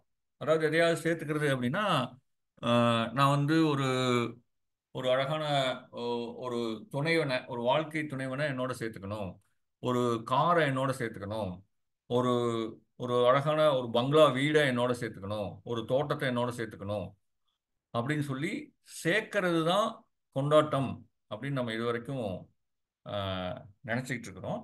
ஆனா புத்தர் என்ன சொல்றாரு அப்படின்னா சேர்க்கறது கொண்டாட்டம் இல்லை, நம்ம கிட்ட இருந்து ரிமூவ் பண்றது, நம்ம கிட்ட இருந்து கழிக்கிறது தான் கொண்டாட்டம் அப்படிங்கிறாரு புத்தனுடைய பார்வையில. அது என்ன கழிக்கிறது கொண்டாட்டம் அப்படின்னா எங்கிட்ட இருந்து கிரேவிங்க கழிக்கணும், கிளிங்கிங்க கழிக்கணும், இக்னரன்ஸை கழிக்கணும். அதாவது அறியாமைய நான் வந்து என்கிட்ட இருந்து நான் வந்து கழிக்கணும். ஒன்று வேணும் அப்படின்னு ஒரு ஏக்கம் இருக்குது இல்லையா, ஆசை, ஏக்கம், ஒன்று பிடிச்சி தொங்குறது, இந்த மாதிரியான விஷயங்கள் எல்லாம் வந்து கழிக்கணும். இந்த கழிக்கிறதுல தான் வந்து உண்மையான கொண்டாட்டம்ங்கிறது இருக்குது அப்படிங்கிறது வந்து புத்தாவுனுடைய பார்வை. நம்ம பொதுவான நம்முடைய புரிதல் என்ன அப்படின்னா சேர்த்துக் கொள்வதிலே கொண்டாட்டம் அப்படின்னு. புத்தரை பொறுத்த வரைக்கும் அறியாமையை, ஏக்கத்தை, ஆசையை கழிப்பது வந்து கொண்டாட்டம் அப்படின்னு அவரு சொல்றாரு. ஒரு மரத்தை பார்க்கறது, ஒரு ஒரு குயிலினுடைய ஓசையை கேட்கறது, ஒரு தண்ணியை நல்லா ரசிச்சு ருசிச்சு சிப் பண்ணி குளிக்கிறது, இதெல்லாம் வந்து ஒரு டே டு டே லைஃப்ல ரொம்ப ஒரு மண்டேன் ஆக்டிவிட்டியாக நமக்கு தெரியும். ஆனா அது அப்படி இல்லை. ஒவ்வொன்றுமே ஒரு அற்புதமான செயல். அந்த மாதிரி வந்து ஒவ்வொரு நாளும் செய்யக்கூடிய அன்றாட செயல்களையும் கூட, சின்ன சின்ன செயல்களையும் கூட நம்ம வந்து மைண்ட்ஃபுல்லோட, அவேர்னஸோட, ப்ரெசன்ட்ல இருந்து செஞ்சோம் அப்படின்னா அந்த ஒவ்வொரு செயலுமே வந்து கொண்டாட்டமா மாறும் அப்படிங்கிறார். ஒரு ஒரு டாய்லெட் கழுவணும், இந்த ஜாப் எனக்கு இன்னைக்கு அசைன் ஆயிருக்குது, இது என்னுடைய வேலை. இப்போ அந்த டாய்லெட்டை ரசித்து நல்லா சுத்தமாக ஒரு ஸ்டெயின் கூட இல்லாமல் நான் கழுவுறேன் அப்படின்னா அதில் எனக்கு ஒரு ஹாப்பினஸ் பிறக்குது இல்லையா. நான் ஒரு ஒரு அற்புதமான செயலை செய்த ஒரு மன நிறைவு, ஒரு ஒரு நிறைவுணர்வு கிடைக்குது இல்லையா. அது வந்து கொண்டாட்டம் அப்படிங்கிறாரு. இது எல்லாத்தையும் தாண்டி ஒரு மூச்சு உள்ள அழகா போயிட்டு வருது இல்லையா, அதுவே கொண்டாட்டம் தான் அப்படின்னு புத்தர் சொல்றாரு. ஒரு மூச்சு போயிட்டு வரதே வந்து கொண்டாட்டம். நல்லா ஆழமா கவனிச்சு பார்த்தோம் அப்படின்னா ஒரு உள்மூச்சு உள்ள என்டர் ஆகுறதும் வெளிமூச்சு வெளியே வர்றதும் அதுவே அவ்வளோ சுகம். இந்த சுகம் எந்த எஃபோர்ட்டும் இல்லாம கிடைக்குது. எது பின்னாடியும் நம்ம வந்து ஓட வேண்டியதில்லை. மூச்சு உள்ள போய் வெளியே வரதே வந்து அவ்வளவு சுகத்தை நமக்கு கொடுக்குது அப்படின்னு புத்தர் சொல்றாரு. கம்பேஷன், கருணை, அன்பு, ஞானம், இது எல்லாத்தையும் மற்றவங்களோட பகிர்ந்துக்கிறது கொண்டாட்டம் அப்படின்னு புத்தர் சொல்றாரு. ஒரே ஒரு மெழுகுவர்த்தியை வச்சு ஆயிரக்கணக்கான மெழுகுவர்த்தியை நம்ம ஏற்ற முடியும். அந்த ஒரு மெழுகுவர்த்தியினுடைய அந்த வெளிச்சத்துக்கு, அந்த மெழுகுவர்த்தியில் இருக்கக்கூடிய வெளிச்சத்துக்கு 1000 மெழுகுவர்த்தி ஏற்றதுனால ஏதாவது ஒரு இழப்பு வருதா அப்படின்னு கேட்டால் எந்த இழப்பும் இல்லை. அப்போ நம்மகிட்ட இருக்கக்கூடிய அந்த அன்பு, கருணை, ஞானம், இது எல்லாத்தையும் மற்றவங்களோட பகிர்ந்துக்கிறது ஒரு அதி அற்புதமான கொண்டாட்டம் அப்படின்னு வந்து புத்தர் சொல்றாரு. மற்றவர்களுடைய மகிழ்ச்சியில மகிழ்ச்சி அடையிறது அற்புதமான கொண்டாட்டம்னு அவரு சொல்றாரு. அமைதி தியானம் பண்ணி அந்த அமைதியில ஒரு அவேர்னஸ்ல, ப்ரெசன்ட்ல லயிக்கிறது கொண்டாட்டம் அப்படின்னு அவரு சொல்றாரு. ஸோ இதுதான் வந்து புத்தர் சொல்லக்கூடிய கொண்டாட்டம். ஸோ இந்த கொண்டாட்டத்தை நம்ம வந்து ஆழமாக புரிஞ்சுக்கிட்டோம் அப்படின்னா வாழ்க்கையை அதி அற்புதமாக நம்ம வந்து கொண்டாடலாம். ஸோ நம்ம இன்னைக்கு என்ன பார்த்தோம் அப்படின்னா ஒரு மேலோட்டமான ஒரு வாழ்க்கையில் எது எதையெல்லாம் நம்ம வந்து கொண்டாட்டமாக வச்சிருக்கிறோம் அப்படிங்கிறத நம்ம பார்த்தோம். அப்புறம் கான்சியஸ் செலிப்ரேஷன்னா என்ன அப்படிங்கிறத நம்ம வந்து பார்த்தோம். அப்புறம் ப்ளஸருக்கும் ஹாப்பினஸுக்கும் என்ன வித்தியாசம், ப்ளஸர்னா என்ன, ஹாப்பினஸ்னா என்ன அப்படிங்கிறத நம்ம பார்த்தோம். தென் கனெக்டிங் வித் ஒன் செல்ஃப், நம்மோட நாம் வந்து எப்படி கனெக்ஷன் ஆகணும், நம்ம கனெக்ஷனில் இருக்கிறோம் அப்படிங்கிறதுக்கான அறிகுறிகள் என்ன, நம்ம கனெக்ஷனில் இல்லை டிஸ்கனெக்ட் ஆகிருக்கிறோம் அப்படிங்கிறதுக்கான அறிகுறிகள் என்ன அப்படிங்கிறதெல்லாம் பார்த்தோம். அப்புறம் நம்மோட நம்ம கனெக்ஷன் ஆகிறதுக்கு என்னென்ன கேள்விகள் எல்லாம் நமக்கு நாமே கேட்டுக்கணும் அப்படிங்கிறத நம்ம வந்து பார்த்தோம். அப்புறம் புத்தானுடைய பார்வையில் செலிப்ரேஷன்னா என்ன அப்படிங்கிறத பார்த்தோம். ஸோ இது எல்லாத்தையும் வந்து ஓவராலாக நம்ம புரிஞ்சுக்கிட்டு நம்முடைய வாழ்க்கையை ஒரு அதி அற்புதமான கொண்டாட்டமாக மாற்றிக்கொள்வது என்பது நம்முடைய கையில் தான் இருக்குது என்று சொல்லி நம்ம இந்த சிந்தனை உரையை நிறைவு செய்வோம். வாழ்க வையகம், வாழ்க வளமுடன். நன்றிங்க ஐயா. வாழ்க வளமுடன். ஐயாவோட ஒரு ஒரு உரையுமே அது ஒரு ஆழமான புரிதல் கொடுக்கும். உண்மை. ஃபர்ஸ்ட் ஆரம்பிச்சதே நீங்க அதுதான். நம்ம இப்போ வந்து இந்த கொண்டாட்டங்கள் தான் ரொம்ப சிறப்பா போயிட்டு இருக்குது. பர்த்டே ஃபெஸ்டிவல்ல, அதுக்கப்புறம் அதாவது ஆடம்பரமா அது புலனின்பத்துக்கு அனுபவிக்கிற அந்த சந்தோஷங்கள் தான் இப்போ பெரிய கொண்டாட்டமா போயிட்டு இருக்குது. அப்போ நீங்க சொன்ன அந்த ப்ளஷர், அந்த ஹாப்பினஸ்னா என்ன, இந்த ப்ளஷர்னா என்னென்ன அப்படின்னா, நம்ம சாப்பிட்றது அதுக்கு எக்ஸாம்பிள் ரொம்ப சிறப்புங்க ஐயா.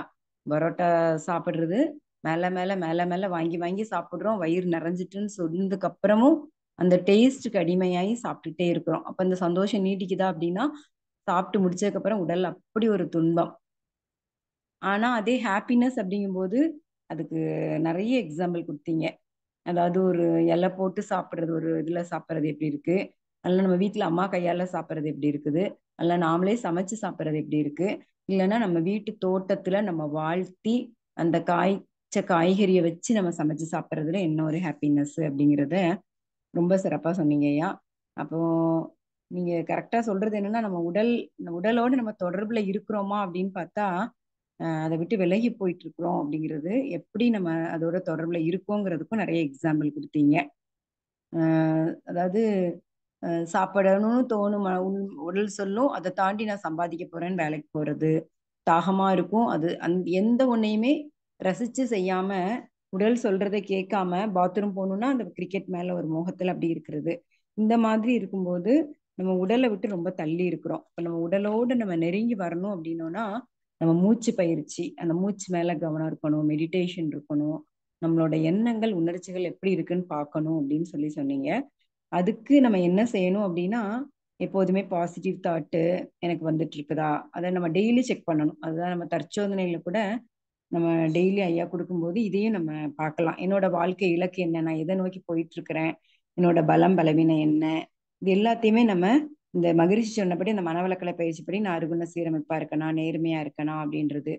அப்ப நான் சந்தோஷமா இருக்கிறேன் அப்படின்னா என்னோட மனம், ஆழ் மனம் சந்தோஷத்துக்கு வரும். என்னால ஆயிரக்கணக்கான பேர், அந்த ஒரு மெழுகுவர்த்தி எப்படி 1000 எத்தனை மெழுகுவர்த்தி நம்ம ஏத்தினாலும் அதோட இது குறையிறது இல்லை. அதே மாதிரி அது புத்தரோட இதுவும் ரொம்ப சிறப்பு. புத்தர் என்ன சொல்றாருன்னா, நம்ம இப்ப இங்க எல்லாருமே சேர்க்கறதுல தான் போயிட்டு இருக்கிறாங்க. வீடு சேர்க்கணும், வீடு வாங்கணும், நகை வாங்கணும், பணம் வாங்கணும், பொருள் வாங்கணும்னு. ஆனா நம்ம எல்லாத்தையுமே விடுறோம், எல்லாத்தையுமே விட்டுட்டு இருக்கணும். அதாவது அது எல்லாமே தேவைதான், ஆனா ஒரு அளவு தான் அப்படிங்கிறதுல நம்ம வரும்போதுதான் நமக்குள்ள அந்த ஆழ்ந்த நிலை வரும். அப்படின்னா அந்த புத்தர் சொல்ற மாதிரி அந்த மனதுக்குள்ள வந்து ரொம்ப ஒரு அமைதியை தேடி போகணும் அப்படிங்கிறத ரொம்ப சிறப்பா சொன்னீங்க ஐயா.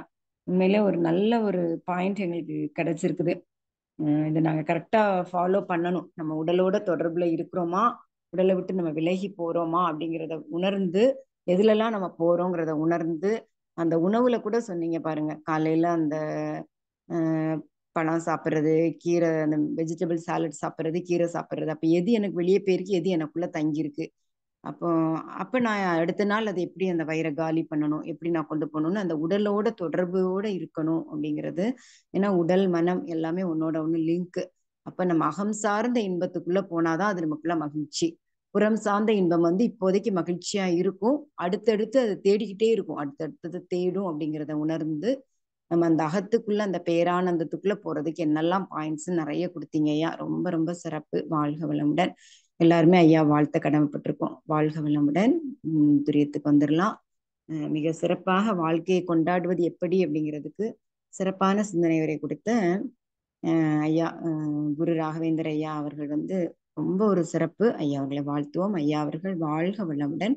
ஐயா அவர்களது அருள் தொண்டு மென்மேலும் சிறக்க வாழ்க வளமுடன். ஐயா அவர்களும் அவர்களது அன்பு குடும்பம் அருட்பேராற்றல் கருணையினால் உடல் நலம், நீல ஆயுள், நிறை செல்வம், உயர் புகழ், மெய்ஞானம் ஓங்கி வாழ்க வளமுடன், வாழ்க வளமுடன், வாழ்க வளமுடன், வாழ்க வளமுடன். மிக்க நன்றிங்க ஐயா. வாழ்க வளமுடன். ஐயா பேச வந்தாங்களா? வாழ்க வளமுடன் ஐயா. வாழ்க அம்மா வளமுடன். அறிவிப்பு சொல்லிட்டு ஏதாவது வணக்கம். கேள்விகள் இருந்தா ஹேண்ட் ரைஸ் பண்ண சொல்லுங்க. சரிங்கம்மா. வாழ்க வளமுடன். அறிவிப்புகள் ஐயா ஒரு நிமிடம் அறிவிப்புகள் கொடுத்துறோம். ஓகே. இப்போ வந்து மே மாதம் 1ஆம் தேதியிலிருந்து 7ஆம் தேதி வரைக்கும் மாணவர்களுக்கான பயிற்சி இருக்குது. டீனேஜ் ஸ்டூடெண்ட்ஸ்க்கு கண்டிப்பா ரொம்ப வேல்யூபிளா இருக்கும். அவ்வளோ இதாக கொடுத்துருக்காங்க. 2500 ரூபாய் ஃபீஸு. அவங்க கூட அம்மாவோ அப்பாவோ வந்தா அவங்களுக்கு 1500 ரூபாய். ஒரு மினிமமா ஒரு குறைந்த ஃபீஸ் தான். உணவெல்லாம் ஆரோக்கியமா அவங்க அதே நேரத்துல டேஸ்டியா அவங்க லைஃப்க்கும் யூஸ் பண்ற மாதிரியும் பயிற்சிகளும் எல்லாமே அதுல கொடுக்கறதா பிளான் பண்ணியிருக்கோம். அப்புறம் கேர்ள்ஸ்க்குன்னா 11ல இருந்து 17 வரைக்கும் அதே மாதிரி 2500 ரூபாய். கூட பேரண்ட்ஸ் வந்தா 1500 ரூபாய் ஃபீஸ். 18ல இருந்து 22ஆம் தேதி வரைக்கும் குழந்தைகளுக்கான நிகழ்வு. அதுக்கும் பெற்றோர்கள் வந்தா 1000 ரூபாய், குழந்தைகளுக்கு 1500 ரூபாய். அப்புறம் இறை ஆசிரியர்களுக்கான பயிற்சி 23, 24, 25. அதுக்கும் நம்ம யார் வர்றோன்றதை பொறுத்து டிக்கெட் போட்டு புக் பண்ணிடலாம். ஏன்னா நம்ம அங்கே நேரடியாக போனாதான் நம்ம அதை நிறைய பயனை அனுபவிக்க முடியும். ஆன்லைனில் அது கிடைக்காது. கண்டிப்பாக அந்த வாய்ப்பையும் பயன்படுத்தலாம். அப்புறம் டிசம்பர் 6 அழகர் ராமானுஜம் ஐயாவோட பிறந்த நாள். வேதாத்திரி மகிழ்ச்சி கூடயே வாழ்ந்த ஒரு மகான். அந்த பிறந்த நாளுக்கு சென்னை அதை பக்கத்தில் உள்ள இருக்கிற இறை சாதனை மார்க்க அன்பர்கள் கண்டிப்பாக அதில் கலந்துக்கலாம். அப்புறம் ஐயா வந்து 27ஆம் தேதி சென்னை வர்றதுனால ஐயா நிகழ்வு வச்சிருக்காங்க. அதோட போஸ்டர்ஸும் வருது. அதுலேயும் கண்டிப்பாக வாய்ப்பு இருக்கிறவங்க பயன்படுத்திக்கலாம். வாழ்க வளமுடன். நாளைக்கு ஞாயிற்றுக்கிழமை அப்படிங்கிறதுனால குழந்தைகள் நிகழ்வு தான். 9 to 10, சிறிய மாணவர்கள் 10 to 11 பெரிய மாணவர்களுக்கான நிகழ்வு. ஞாயிற்றுக்கிழமை என்பது குடும்பத்தோடு நேரம் செலவழிக்கனால மற்ற நிகழ்வு எதுவும் இல்லை. வாழ்க வளமுடன், வாழ்க வளமுடன், வாழ்க வளமுடன். ஐயா கிட்ட இது சம்பந்தமா எதுவும் கேள்வி கேட்கறதா இருந்தா ஹேண்ட் ரைஸ் பண்ணி கேட்கலாம். வாழ்க வளமுடன். ஐயா கிட்ட எது சம்பந்தமா இருந்தாலும் ஹேண்ட் ரைஸ் பண்ணி கேட்கலாம். ஓகே, எது சம்பந்தமானாலும் கேட்கலாம். வாழ்க வளமுடன் ஐயா. இப்ப நீங்க வந்து இந்த பழம், சாலட்டு, கீரைன்னு சொல்லியிருந்தீங்கல்ல, அது ஒரு எக்ஸாம்பிளுக்காக சொன்னீங்களா ஐயா? இப்ப ஆக்சுவலா கீரை வந்து நைட் எடுக்கக்கூடாது. அது ஐயா அது ஒரு எக்ஸாம்பிளுக்காக கீரை நைட் எடுக்கக்கூடாது அப்படிங்கிறது. இப்போ நாங்க ஒரு வாழ்வியல் முறையில் இருக்கிறோம், NHSன்னு சொல்லி, நேச்சுரல் ஹெல்த் சயின்ஸ் அப்படிங்கிற அந்த வாழ்வியல் முறையில் இருக்கிறோம். அந்த வாழ்வியல் முறையில் கீரைகள் வந்து நைட் எடுக்கலாம். நைட்டுனா நம்ம அந்த வாழ்வியல் முறையில் 6 மணிக்கெல்லாம் நம்ம சாப்பிட்ருவோம். சாப்பிட்டதுக்கும் தூங்க போகிறதுக்கும் இடையில ஒரு 3 மணி நேரம் கேப் இருக்கும். அந்த டயத்தில் கீரையை எடுக்கலாம். அந்த வாழ்வியல் 6 மணிக்கு சாப்பிடுற மாதிரி 6 மணிக்கு சாப்பிட்டு ஒரு 3 மணி நேரம் ஜீரணத்துக்கு அதுக்கு கொடுக்கணும். சரிங்க சரிங்க. வாழ்க வளமுடன். வாழ்க வளமுடன். ஆனா இந்த உரை கேட்கும் போதும் இந்த ஏதாவது நம்ம பயிற்சி செய்யும் போது மட்டும் அந்த விழிப்பு நிலையோடயே இருக்கும். அந்த மிச்ச நேரம் ஏன் அது வரமாட்டேங்குது? ஆனா முன்னாடி மாதிரி இல்லாம அப்பப்போ வருது. ஆனா நம்ம அந்த ஒரு செயல் செஞ்சதுக்கு அப்புறம் தான் விழிப்பு நிலை வருது. அது ஏன் அப்படி? அது வந்து லைஃப் லாங் முயற்சி பண்ணணுங்க. முயற்சி பண்ணிக்கிட்டே இருக்கணும். ஒவ்வொரு முறை சறுக்கி விழும் பொழுதும் நம்ம என்ன அப்படின்னா, அந்த ஞாபகம் வருதுன்னு சொன்னீங்க இல்லையா? இப்போ அடிக்கடி கொஞ்சம் ஞாபகம் வர ஆரம்பிச்சிருக்குதுன்னு சொன்னீங்க இல்லையா? அந்த அந்த ஞாபகம் வர ஆரம்பிச்சது மேல நம்ம வந்து நன்றி உணர்வு கொள்ளணும். ஆனா நம்ம என்ன அப்படின்னா, அங்க வந்து எனக்கு ஏன் இது வரைக்கும் ஞாபகம் வரல அப்படின்னு சொல்லி ஒரு ஒரு கில்ட்டை, ஒரு கோபம் உணர்வை அங்க நம்ம வந்து வெளிப்படுத்துறோம். அது வெளிப்படுத்தாம அட்லீஸ்ட் இப்போ ஞாபகம் வந்தது அப்படின்னு சொல்லி ஃபோக்கஸை இது மேலே, ஞாபகம் வந்தது மேலே திருப்பணும். ஞாபகம் வராமல் போனது மேலே ஃபோக்கஸ் வைக்க வேண்டாம். இது மேலே ஃபோக்கஸ் அதிகமாகி அதுக்கு நன்றி உணர்வு செலுத்த செலுத்த ஞாபகம் வரக்கூடிய தருணங்கள் அதிகமாகும்.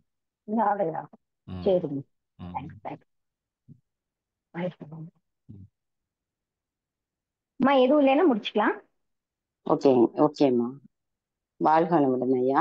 இப்போ வந்து இப்போ மனசு வந்து இந்த மாதிரி ஸ்பீச் கேட்கறது, தியானம் பண்றது, பாசிட்டிவா எதுவும் இது பண்றது அதை தான் நினைச்சு விரும்புது. மனம் வந்து அதை விரும்புது.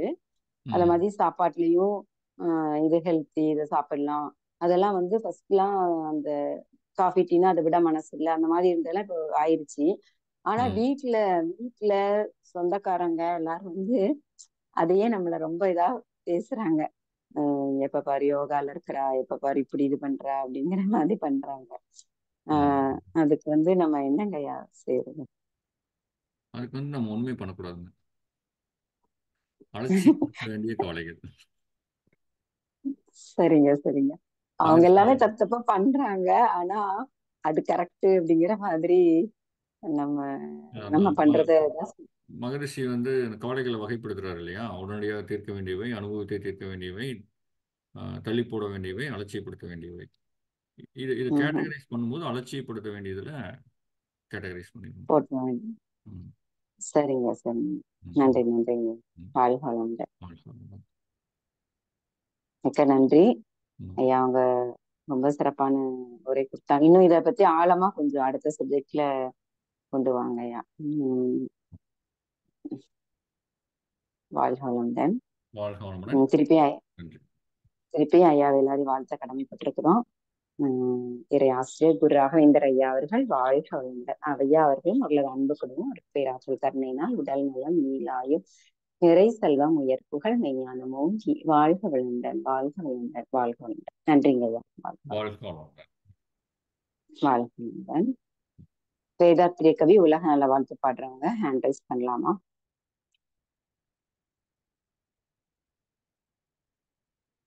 சம்யுக்தா. வாழ்க வளமுடன் அம்மா. வாழ்க வையகம், வாழ்க வையகம், வாழ்க வளமுடன். குரு வாழ்க, குருவே துணை. இறை சாதனை மார்க்கம் வாழ்க வளமுடன். வேதாத்திரியன். போரில்லா நல்லுலகம்.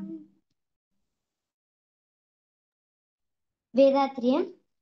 போரில்லா நல்லுலகம், ஒரு துறையும் சமநீதி, நேர்மையான நீதிமுறை, நில உலகு கோராட்சி, சீர் செய்த பண்பாடு, சிந்தனையோர் வழிவாழ்வு, சிறப்புணர்ந்த பெண்ணறிவு, தெய்வ நீதி வழிவாழ்தல், திருவிழா தவிர்த்தல், சிறுவர்கட்கே விளையாட்டு, செயல் விளைவு உணர்கல்வி, சீர்காந்த நிலை விளக்கம், பார் முழுவதும் உணவு நீர் பொதுவாக்கல், பல மதங்கள் பல கடவுள், பழக்கம் ஒழித்து உண்மை ஒன்றை தேர்ந்தெடுதல், பல மதங்கள் பல கடவுள், பழக்கம் ஒழித்து உண்மை ஒன்றை தேர்ந்தெடுதல்,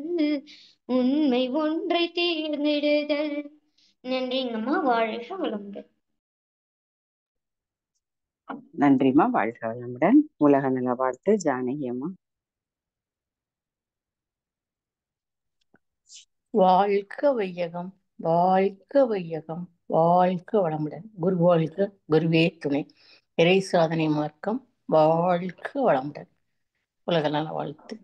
உலகமெல்லாம் பருவமழை ஒத்தபடி பெய்யட்டும், உழவரெல்லாம் தானியத்தை உவப்புடனே பெருக்கட்டும், பல தொழில்கள் புரிகின்ற பாட்டாளி உயரட்டும், பகுத்துணர்வில் தொகுத்துணர்வு பண்பாட்டை உயர்த்தட்டும், கலகங்கள் போட்டி பகை கடந்து ஆட்சி நடக்கட்டும், கல்லாமை கடன் வறுமை களங்கங்கள் மறையட்டும், நலவாழ்வை அளிக்கும் மெய் ஞான ஒளி வீசட்டும், நம் கடமை அறவாழ்வில் நாட்டத்தை சிறக்கட்டும், நம் கடமை